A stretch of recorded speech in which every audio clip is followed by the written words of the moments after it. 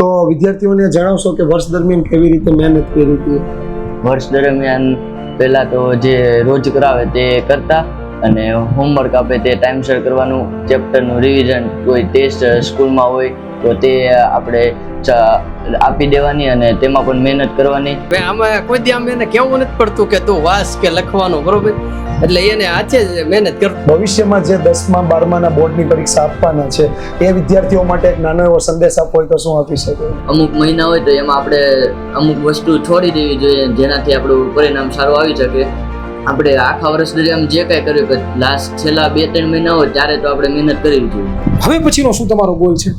અત્યારે તો હું CA નું કોચિંગ મારે 1 મંથથી શરૂ છે. કે વાય સીએ? કેમ સીએ? બીજું કેમ કઈ નહીં? 9મા કે 8મા ધોરણથી જ મારે મનમાં એ રીતના નક્કી હતું કે CA જ કરવું છે. એટલે આ વસ્તુ દર્શાવે છે કે પોતાના ગોલ પ્રત્યે કેટલું આપણે શિસ્ત રાખવી જોઈએ, પોતાના ગોલને કેવી રીતે ક્લિયર કટ રાખવો જોઈએ. નમસ્કાર વિદ્યાર્થી મિત્રો, ધોરણ 12 કોમર્સનું ગુજરાત બોર્ડનું રિઝલ્ટ આવી ગયું છે અને 12 કોમર્સમાં આપણને ગુજરાત બોર્ડમાં ઘણા બધા ટોપર્સ મળ્યા છે અને ઘણા બધા ટોપર્સની વાતોને આપણે સાંભળી પણ છે. તો આજે પણ હું તમને વિદ્યાકુલ થ્રુ આપણે એક એવા ટોપર્સને મળવા જઈ રહ્યા છીએ કે જેમણે 12 કોમર્સના રિઝલ્ટમાં ખૂબ જ સારું એવું પરિણામ મેળવ્યું છે. તો હું એ વિદ્યાર્થી પાસેથી જ જાણીશ કે એમનું નામ, એમના પર્સન્ટેજ વિશે એ ભાઈને જ આપણે પૂછીએ. તો મારું નામ બોદર હિમાંશુ ભાવેશભાઈ છે. મારે 95.29% અને 99.95% આવેલા છે. સરસ. 95.29% એટલે આમાં મારી સિમ્પલ ગણતરી હું ગણું તો લગભગ 670 ની આસપાસ. કેટલું ટોટલ થતું? 667 નું ટોટલ થાય છે, બરોબર? તો વિદ્યાર્થી મિત્રો, ગુજરાત બોર્ડમાં 7 વિષયની પરીક્ષા આપતા 667 માર્ક્સ, ફક્ત 33 માર્ક્સ અપાવી દીધા છે. એટલે આમ પર સબ્જેક્ટ જોઈએ ને તો 5 માર્ક્સ કપાવવા દીધા નથી, બરોબર? આટલું સરસ રિઝલ્ટ કોમર્સમાં મેળવવું આમ જોઈએ ને તો ઘણી વખત એમ કહેવાય નેક્સ્ટ ટુ ઇમ્પોસિબલ જ હોય, પણ એવું કામ આપણે કરીને બતાવ્યું છે. તો વિદ્યાર્થીઓને જણાવશો કે વર્ષ દરમિયાન કેવી રીતે મહેનત કરી હતી? વર્ષ દરમિયાન પહેલાં તો જે રોજ કરાવે તે કરતા અને હોમવર્ક આપે તે ટાઈમસર કરવાનું, ચેપ્ટરનું રિવિઝન, કોઈ ટેસ્ટ સ્કૂલમાં હોય તો તે આપણે આપી દેવાની અને તેમાં પણ મહેનત કરવાની. છેલ્લે જે લાસ્ટમાં એક્ઝામ્સને લે તે આપણે ખાસ અપિયર કરવી જોઈએ જેથી છેલ્લે બોર્ડમાં આપણે રાઇટિંગ પ્રેક્ટિસ રહી અને આપણે વાંધો ન આવે. સરસ, ખૂબ સરસ ભાઈ વાત કરી કે દરરોજની પ્રેક્ટિસ કરતી જવાની અને એ પ્રેક્ટિસ દરમિયાન જ તમે જે કંઈ પણ કામ કરો ને એમાં ડાઉટ રહે તો એના એ જ સમય સોલ્વ કરવાના, જેથી કરીને છેલ્લે એકસાથે બધું ભેગું ન થઈ જાય, બરાબર? ખાસ કરીને હું પૂછવા માંગીશ કે વર્ષ દરમિયાન જે આયોજન કર્યું હતું એ આયોજન કેટલા અંશે અમલ થાય ને અમલ ન થાય તો તમે એના માટે બેકઅપમાં શું કરતા હતા? આયોજનમાં આપણે થોડો સમય તેને કરી શકીએ પાલન, કોઈ વાર આપણે તેને ન પણ થઈ શકે તો આપણે બેકઅપમાં પાછળ થોડાક દિવસ આપણે પ્લાનિંગમાં હોય તો તેની માટે જ રાખવા જોઈએ. જે બાકી રહી ગયું છે તે કઈ રીતે કરી શકીએ? ખાસ વિદ્યાર્થી મિત્રો, આ પૂછવાનું કારણ એવું, ઘણી વખત છે ને આપણે 30 દિવસ, 15 દિવસ, 10 દિવસનું આયોજન કરી નાખીએ પણ 10 દિવસ આપણે કન્ટિન્યુ વર્ક ન કરી શકીએ. એકાદ દિવસ એવો આવે આપણે બીમાર થઈ જઈએ, આપણું કંઈક અચાનક કોઈ એવું ફેમિલીમાં પ્રસંગ બની જાય કે જ્યાં પણ આપણે જવું પડે એવું થઈ જાય, તો એ એક દિવસનો લોસ આપણે પાછળથી કવર કેવી રીતે કરી શકીએ એ જાણવાની જરૂર હતી. બીજું, આપણે ભાઈ પાસેથી જાણવા માંગીએ કે જે એ લોકો વિદ્યાકુલ સાથે કઈ રીતે જોડાણા અથવા વિદ્યાકુલની એમને જાણ કેવી રીતે થઈ? મને વિદ્યાકુલની જાણ મારા મિત્રો દ્વારા થઈ હતી. તેના જે વિડીયો આવતા, શોર્ટ વિડીયોઝને તે મને મોકલતા અમુક ક્વેશ્ચનના એના, તો તેના દ્વારા મને જાણ થઈ હતી. તો વિદ્યાકુલની જાણ એમણે મિત્રો પાસેથી મળી હતી અને મિત્રોએ પણ, હું ઘણી વખત છે ને લાઈવ લેક્ચર્સમાં ઘણી વખત કહેતો હોય કે આપણે અત્યારે છે ને ઘણી વખત આપણા જે વડીલો હતા ને એવું કહેતા કે કોઈને પાણી પાવ તો પુણ્ય મળે, કોઈને જમાડો તો પુણ્ય મળે, પણ આ જમાનામાં એવું છે કે કોઈને સારી વસ્તુ પણ જો આપો ને એ પણ એક પુણ્યનું કામ છે. અત્યારે ભાઈના શબ્દો ખાલી સાંભળો કે મારા મિત્રો દ્વારા જાણતી હતી, એમને જેણે રીલ્સ મોકલી હશે, જેણે એક શોર્ટ્સ વિડીયો મોકલ્યો હશે ને, ભાઈ એને યાદ કર્યા કે નહીં આના દ્વારા મને અહીંયા ફાયદો થયો એમ. તો ખરેખર એમણે સ્મૃતિ લઈ ગયા કે આ મિત્રએ મને આ શોર્ટ્સ મોકલ્યો હતો એના દ્વારા ફાયદો થયો, એટલે ખરેખર એમને પણ આપણે યાદ કરીએ છીએ. તો આ જે વિદ્યાકુલથી તમે જોડાણા તો એનો તમને કેવી રીતે ઉપયોગ કર્યો ને કેવો ફાયદો થયો? વિદ્યાકુલમાં જે MCQ અને તે સોલ્વ થતા તે મને ખૂબ ફાયદાકારક રહ્યા. તે એક્ઝામમાં MCQ આવતા તે મારા મોટાભાગના MCQ તેમાંથી સોલ્વ થઈ જતા અને જાણ થઈ જતી. એટલે જે વિડીયો આવતા એ વિડીયોમાં MCQ SQ હેતુલક્ષી ટૂંકમાં જે કાંઈ પણ હતું, કારણ કે આ વખતેની પેપર પેટર્નમાં હેતુલક્ષીને પણ વધારો આપ્યો હતો, તો એ હેતુલક્ષીનો પૂરેપૂરો ત્યાંથી તમે ઉપયોગ કર્યો હતો. ખાસ કરીને પરીક્ષા દરમિયાન વિદ્યાકુલ સાથે તમે જોડાયેલા હતા, તો એ દરમિયાન તમને પરીક્ષાના દિવસોમાં વિદ્યાકુલ કેવી રીતે મદદ થઈ? પરીક્ષામાં દિવસોમાં હું મારું બધું રિવિઝન ને તે થઈ જાય, ત્યારબાદ જે વિડીયો લેક્ચર આવતા તેમાં જે વિકલ્પો MCQ તે સોલ્વ કરાવતા તે જોતો, જેનાથી લાસ્ટ રિવિઝનમાં કામ થાય. એટલે એની વાત પરથી આપણે એક વાત કરીએ ને કે પહેલાં એક વખતે પોતાની જાતે રિવિઝન કરી લે, પછી લાઈવ લેક્ચર એટેન્ડ ન થાય તો રેકોર્ડેડ લેક્ચરમાં જોઈ લે કે મેં જે રિવાઇઝ કર્યું છે ને એ સરના વિડીયોમાં કઈ રીતનું છે, તો એના દ્વારા એ પોતાના રિવિઝનને એમ કહેવાય વધુ મજબૂત કરે, અને એનું જ પરિણામ છે કે આજે 667 માર્ક્સ સુધી આપણે પહોંચી શકાય. કારણ કે એક વખત એક દિશામાં મહેનત કરવાથી કંઈ ન થાય, દિશાની સાથે પ્રેરક બળ પણ મળતું હોય.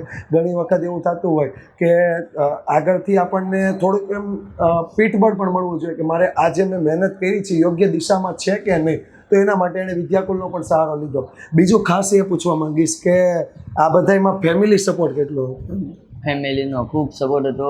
મારા મમ્મી પપ્પા જે મને રોજ વાંચવા લખવાનું કહેતા અને પૂછતા, મારી બેન પણ મને તે મારાથી મોટી છે એટલે તે પણ મને મારા કોઈ ડાઉટ હોય તો તેમાં હું એને પૂછતો, એને બોર્ડની પરીક્ષા આપેલી એટલે કઈ રીતના પેપર લખવા કે તૈયારી કરવી એનું પણ માર્ગદર્શન મેળવતો.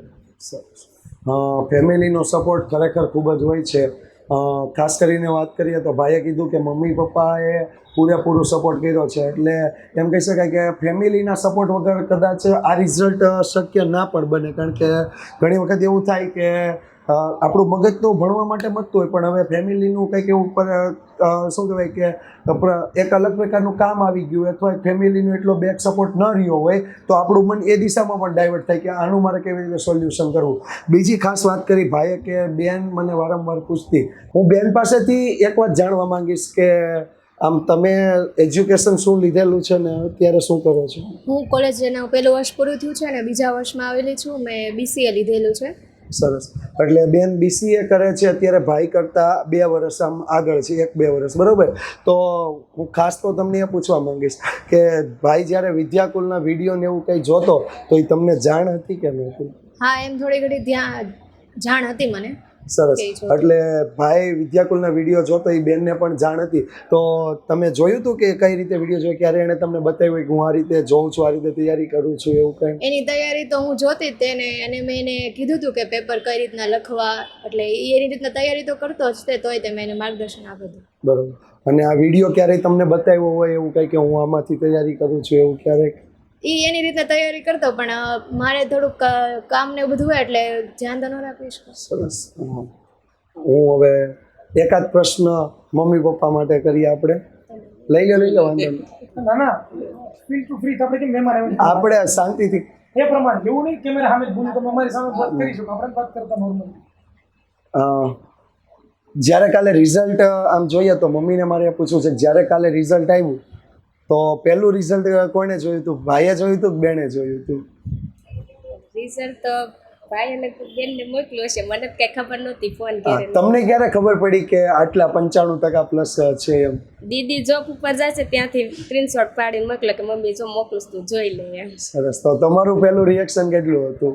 રખ જ હોય ને, અત્યારે આમ જોઈએ ને તો એને જે પ્રાઉડ હોય જ ને છોકરાના રિઝલ્ટ ને કે આતુરતાથી વાત જોતા. પ્રાઉડ જે ફીલ થાય છે ને અત્યારે એના ચહેરા પર પણ દેખાય કે કેટલી ખુશી હતી કે 95% પ્લસ એમ કહી શકાય કે ગુજરાત બોર્ડમાં જે રિઝલ્ટ મેં જો ટકા છે, હા PR નથી, ટકા છે. સરસ. આશા એવી કેટલીક હતી કે કેટલા સુધી પહોંચશે એવું કાંઈ મગજમાં પરીક્ષા આપી હોય અને તૈયારી કરી એ પ્રમાણે કેટલાક સુધીની આશા રાખી હતી? આશા તો મોટી જ હતી, પણ તોય થોડાક ગુજરાતીનું એને કેવરાઈ દીધું, નકર તો હજી થોડાક વધત એમ. તોય હજી એને ગુજરાતી કહેશે ખોલાવાનું પેપર. સરસ. પપ્પાને આપણને ખૂબ સરસ એવું ભાઈએ રિઝલ્ટ મેળવ્યું છે, બરોબર? ખાસ કરીને આપણે એમ જોઈએ ને તો ભારતની આપણી જે પેટર્ન છે કે ફાધર મોટા ભાગે કામ ઉપર આખો દિવસ બીજી હોય અને એના સન કે જે કાંઈ પણ ડોટર હોય એ ખાસ કરીને અભ્યાસ કરતા હોય તો તમને જ્યારે આ રિઝલ્ટની ખબર પડી તો તમારામાં કેટલો ઉત્સાહ આવી ગયો કે નહીં જે મેં મહેનત કરી છે આ બાળકો પાછળ એ ખરેખર આમ સિદ્ધ થઈ રહી છે એવું? મહેનત તો બહુ કરી છે અને મેં આમાં કોઈ દી આમ એને કહેવું નથી પડતું કે તું વાંચ કે લખવાનું, બરોબર, એટલે એને આચે જ મહેનત કરતો હોય. પણ આમ તમારો ઉત્સાહ તો વધી ગયો હશે ને કે હા, જે એવું હું મહેનત ઉત્સાહ- કરું છું એ અત્યારે લેખે ના જાય છે. ના ઉત્સાહ વધી ગયો ને. અમે તો 7 ધોરણ અમે ભણેલા છે એટલે આગળ 11 ભણી, હું તો 7 જ ભણેલો. એવું સરસ. છે. આમ જો વિદ્યાર્થી મિત્રોને ખાસ કહેવા માંગીશ કે 7 ધોરણ ભણેલા પિતા અત્યારે એની જે કાંઈ પણ જોબ ડ્યુટી જે કાંઈ પણ આવે છે એ સર્વિસ દ્વારા એમણે એક સપનું લીધું છે કે હું બંને ભાઈ બહેનને ભણાવીશ અને એના માટે જ મહેનત કરી. અને જ્યારે આવું રિઝલ્ટ આવે ને ત્યારે પપ્પાને ખરેખર એમ ઉત્સાહ વધી જાય કે એને કદાચ આખા દિવસ પર થાક હોય ને તો એ ઉતરી જાય કે આજે કાંઈ થાક નથી એમ. બરોબર છે. આમ તો ઘણા બધા સવાલ છે હાર્દિક સરે કર્યા છે, પણ મને જ્યારે સાહેબ આ વાત કરતા હતા હમણાં કે એમના પપ્પાને એનો મોઢા ઉપર એને તમે જુઓ તો એટલો ઉત્સાહ આપણે જોઈએ ને કે આપણને લાગે કે હોય પપ્પા આટલો બધો પ્રેમ. આમ તો યુઝ્યુઅલી આમ જોવા જઈએ ને તો પપ્પા કોઈ દી પ્રેમ દર્શાવતા નથી હોતા, થોડાક એને કડક સ્વભાવ એનું વર્તણૂક હોય છે. મારા ફેમિલીની વાત કરું તો મારા પપ્પા કોઈ દી પ્રેમ દર્શાવે નહીં કે બટા અહીંયા આવ તને વાલ કરું. મમ્મી હોય તો કે હા બેટા બહુ સરસ કામ કર્યું, આમ કર્યું, બહુ સરસ કામ કર્યું. તો મારે તમને એક સવાલ પૂછવો છે કે તમે આટલો રાજીપો તો તમને પ્રાપ્ત કરાવ્યો જ છે તમારા બાળકે, તો તમે તમારા બાળકને તમે અહીંયા જોવો છો કે નહીં આજે મારું બાળક છે, મારા પરિવારમાં પણ વાહ થતી છે તમારા બાળકની કે જો આ ભાઈનો છોકરો 95% લાવ્યો છે, ટકા લાવ્યો છે. તો આ બધી વસ્તુ સાથે તમને અંદરથી આમ ઉત્સાહ કેવો આવે છે, કેવો છે? ઉત્સાહ તો હોય જ ને મારે. કેવો છે? તમે એવું લાગે છે કે હા. મેં આજે રાત દિવસ હું ઉજાગરા કરું છું, હા. એ ઉજાગરા કરીને મને જે મારી સફળતા બસ આજ છે એવું લાગે છે કે નથી? હા, એવું જ લાગે છે હા. કારણ કે એના ફેસ ઉપર મને બહુ ઓરિજિનલ સ્માઇલ છે. જો હા. ફેક સ્માઇલ હોય ને તો ખબર પડી જાય આપણને, પણ એ ફેસ ઉપર બંને માતા પિતા ઉપર ઓરિજિનલ સ્માઇલ છે. હા. બીજું મારે હવે ભાઈને સવાલ પૂછવો છે, એમને માઇક આપશો જરાક. સવાલ એ છે કે તમે આટલું બધું બહુ સારું પરિણામ લાવ્યા છો, ઓબ્વિયસ મહેનત કરી છે, રાતથી ઉજાગરા કર્યા છે, તમે ટાઈમ ટેબલ બનાવ્યું છે, ઘણું બધું કર્યું છે. પણ એક સવાલ મારો એવો છે કે આ બધું કરવાનો સ્ત્રોત કોણ, પ્રેરણા સ્ત્રોત કોણ? પ્રેરણા સ્ત્રોત તો આપણે જે પાસના વિદ્યાર્થીઓ હોય તે ભણી ગયા હોય તેની પાસેથી થોડુંક માર્ગદર્શન મેળવ્યું કે આપણે કોઈને યુટ્યુબમાં કોઈના મેથડ જોઈ કે તે કાંઈ કર્યું હોય તો તેનાથી ખબર પડે કે કોઈને આપણે આપણાથી સારું જે પરિણામ લાવ્યા હોય એને પૂછવી તો તેના દ્વારા આપણે માહિતી મળે. ઓકે, જો એને બહુ સરસ વાત કરી, મને ગમી કે જે લોકોએ ઓલરેડી પાસ કરી ગયા છે પરીક્ષા અને એ પાસેથી એણે જ્ઞાન મેળવું પ્રાપ્ત કર્યું છે. અને આ ઇન્ટરવ્યૂનો ઉદ્દેશ્ય પણ સાહેબ આપણો આ જ છે કે બાળકો છે એક વસ્તુ શીખે. શું? તો કે અત્યારે જે ઇન્ટરવ્યૂ લેવામાં આવે છે, જે અત્યારે તમે લોકો જોઈ રહ્યા છો, શીખો, જાણો કે કેવી રીતે બાળકો મહેનત કરે છે અને એનાથી રિઝલ્ટ મળે છે. બીજો એક નાનકડો સવાલ મારે એમને પૂછવો છે કે હવે પછીનો શું તમારો ગોલ છે? અત્યારે તો હું સીએનું કોચિંગ મારે 1 મંથથી શરૂ છે. મારે વેકેશન માત્ર 6 દિવસનું જ હતું, ત્યાં મારે પરીક્ષા પૂરી થઈ અને 6 દિવસ પછી તે મારે ક્લાસીસ શરૂ થઈ ગયા. કે જો પરીક્ષા પૂરી, 6 દિવસની અંદર સીએના ક્લાસીસ ચાલુ, એટલે આ વસ્તુ દર્શાવે છે કે પોતાના ગોલ પ્રત્યે કેટલું આપણે શિસ્ત રાખવી જોઈએ, પોતાના ગોલને કેવી રીતે ક્લિયર કટ રાખવો જોઈએ. બીજો મારો એક સવાલ એની ઉપર જ છે કે વાય સીએ, કેમ સીએ, બીજું કેમ કાંઈ નહીં? સીએ મારે પહેલેથી આ 9મા કે 8મા ધોરણથી જ મારે મનમાં એ રીતના નક્કી હતું કે સીએ જ કરવું છે, એટલે મેં 10 પછી એટલે જ મેં કોમર્સ ફિલ્ડ સિલેક્ટ કરી. ઓહો, જો લોંગ વિઝન. ટોપર હોય ને ટોપર, એ કોઈ મહાન વ્યક્તિઓ નથી હોતા. ટોપર હોય ને ટોપર, એ કંઈ અલગ નથી કરતા. એ જે કરે છે એ સિમ્પલ વસ્તુ કરે છે અને એ શું છે? Long vision. મેં તમને આની પહેલાં પણ વિડીયોમાં ઘણી વખત ટકોર કરી છે કે એક લોંગ વિઝન તમારું હોવું જોઈએ. એક એવો વિચાર હોવો જોઈએ કે નહીં કે મારે આજથી 5 વર્ષ પછી આ કરવું છે, એના માટે મારે અત્યારે શું કરવું પડશે, બરોબર? એના માટે મથવું પડશે, તમારે એના માટે જ મહેનત કરવી પડશે. તો જરૂરથી તમારું છે એ સારામાં સારું પરિણામ આવશે. હું ફરીવાર પાછું હાર્દિક સરને કમાન્ડ સોંપું છું અને પોતે આગળ દોર વધારશે. ખાસ કરીને આપણે જ્યારે વાત કરી રહ્યા હોય હિમાંશુભાઈ સાથે, તો હિમાંશુભાઈએ ઘણી બધી વાત કરી કે 10માનું રિઝલ્ટ શું હતું, 12મામાં શું રિઝલ્ટ આવ્યું, કેવી રીતે મમ્મી પપ્પાએ સપોર્ટ કર્યો, કેવી રીતે સ્કૂલ, કેવી રીતે વિદ્યાકુલે સપોર્ટ કર્યો. તો હવે હું એમને દ્વારા એવું પૂછવા માંગીશ કે આવનારા જે વિદ્યાર્થીઓ છે, ભવિષ્યમાં જે 10મા 12માના બોર્ડની પરીક્ષા આપવાના છે, એ વિદ્યાર્થીઓ માટે એક નાનો એવો સંદેશ આપવો હોય તો શું આપી શકો? એ તમે મહેનત કરવી જોઈએ, તમારા માતા પિતાનું નામ રોશન કરવું જોઈએ. જે સ્કૂલમાં, શાળામાં, ટ્યુશનમાં કે આપણે યુટ્યુબના માધ્યમથી ભણતા હોય તો તેમાં આપણે સારી રીતે આપણો પ્રયાસ કરવો જોઈએ ને છેલ્લા અમુક મહિના હોય તો એમાં આપણે અમુક વસ્તુ છોડી દેવી જોઈએ જેનાથી આપણું પરિણામ સારું આવી શકે. આપણે આખા વર્ષ દરમિયાન જે કાંઈ કર્યું પણ લાસ્ટ છેલ્લા 2-3 મહિના હોય ત્યારે તો આપણે મહેનત કરવી જોઈએ. એટલે સાહેબ, એક જ વસ્તુ દેખાડે મને ખબર પડે છે સુધી સાહેબ કે મહેનતનો કોઈ વિકલ્પ નથી. આ જ વસ્તુ ને સર. હા, ટૂંકમાં ભાઈ ખાલી એટલું જ કહેવા માંગે છે કે તમે મહેનત કરો ન કરો, પરીક્ષા આપવાની જ છે તો એક વખત મહેનત કરીને જ આપી દેવાની, જે હોય રિઝલ્ટ આવી જશે. બરાબર. ખરેખર ખૂબ સરસ એવી વાત કરી છે અને ખાસ કરીને આ ઓન કેમેરા હું એમને કહેવા માંગીશ કે ઘણી બધી વખત આપણે જોઈએ છીએ કે ઘણી વખત વિદ્યાર્થીઓની જે મહેનત હોય છે ને એ મહેનત ઘણી બધું ઊંચું રિઝલ્ટ લાવે છે અને એ ઊંચું રિઝલ્ટ એને જેટલી ખુશી હોય ને એનાથી વધારે ખુશી એના મમ્મી પપ્પાને હોય છે. અને આવું જ્યારે પ્રાઉડ ફીલ થાય ને ત્યારે એમ થાય છે કે જે કાંઈ પણ હોય ને કોઈ પણ સન્માન સમારોહ હોય, કાંઈ પણ જગ્યાએ જતા હોય ત્યાં એવું કહેવામાં આવે ને કે શું રિઝલ્ટ આવ્યું છે તમારા છોકરાનું, ત્યારે એમ લાગે કે નહીં કે ખરેખર કંઈક નવું જ કરી નાખ્યું છે, એમ કે કંઈક એચીવ કર્યું છે. હા, તો ખાસ કરીને વિદ્યાર્થી મિત્રો તમને જણાવવા માંગીશ કે આવા જ વિદ્યાર્થીઓને સન્માનવા માટે અમે આવનારા સમય એટલે આવતા એકાદ વીકમાં સુરતમાં એક સરસ મજાનો પ્રોગ્રામ કરવા માટે જઈ રહ્યા છીએ. તો હિમાંશુ, આપના પરિવારને આપને ત્યાં ફરીથી આમંત્રણ આપીએ છીએ અને સાથે સાથે આ વિડીયો જેટલા પણ વિદ્યાર્થી મિત્રો સુધી અમે પહોંચી રહ્યા છીએ એમને પણ આમંત્રણ આપીએ છીએ. હિમાંશુ જેવા ઘણા બધા ગુજરાતના ટોપર્સ ત્યાં ત્યારે હાજર રહેવાના છે. એમની સાથે વાત કરો, સમજો એમને કે એમણે કઈ રીતે તૈયારી કરી. કદાચ તમને પ્રશ્ન હોય કે એકાઉન્ટમાં કેમ તૈયારી થતી નથી, સ્ટેટિસ્ટિકમાં શું પ્રોબ્લેમ આવે છે, કે 10માવાળા વિદ્યાર્થીઓ તેને પ્રશ્ન હોય ગણિતમાં શું પ્રશ્ન છે, વિજ્ઞાનમાં શું પ્રશ્ન છે, તો આવા એકાદ ટોપરને મળીને પૂછવાનું તમે સ્ટેટની તૈયારી કેવી રીતે કરતા, તમે ઇકોનોમિક્સ કેવી રીતે તૈયાર કરતા હતા, તો એમને તમારો ખરેખર આઈડિયા ખબર પડશે.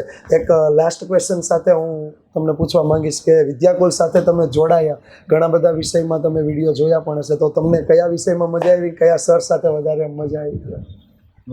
મેં તો લાસ્ટમાં MCQ એના બધા જોતો એટલે બહુ માહિતી તો નથી પણ છેલ્લા જે MCQ જોતા એમાં બધા મને કામમાં આવે છે અને બધા એમ તો સર મને ગમતા અને તે વિડીયો એના MCQના સારા હતા. સરસ. એણે બહુ સરસ એવી વાત કરી કે જે હેતુલક્ષી છે ને હેતુલક્ષીમાં એણે પૂરેપૂરો ભરોસો મૂકી દીધો હતો કે MCQ SQ અહીંયાથી આપણે કરીને જ જઈશું. બરાબર. ખૂબ સરસ. તો આપણે અત્યારે ભાઈ પાસેથી વિદાય લેવાનો સમય છે પણ જતાં જતાં વિદ્યાકુલ વતી, અમારી ટીમ વતી, અમારા પરિવાર વતી અમે એક એમને ખાસ ખાતરી આપતા જઈએ છીએ કે ભવિષ્યમાં જ્યારે પણ કોઈ પણ માર્ગદર્શન, કોઈ પણ સપોર્ટની જરૂર પડશે તો વિદ્યાકુલ તમારી સાથે છે. એની ટાઈમ તમે કોન્ટેક્ટ કરી શકો છો. બાકી જેમ કીધું એમ જ્યારે પણ વિદ્યાર્થી સન્માન સમારોહ આવે તો ચોક્કસથી તમે ત્યાં સહપરિવાર હાજરી આપશો. Thank you.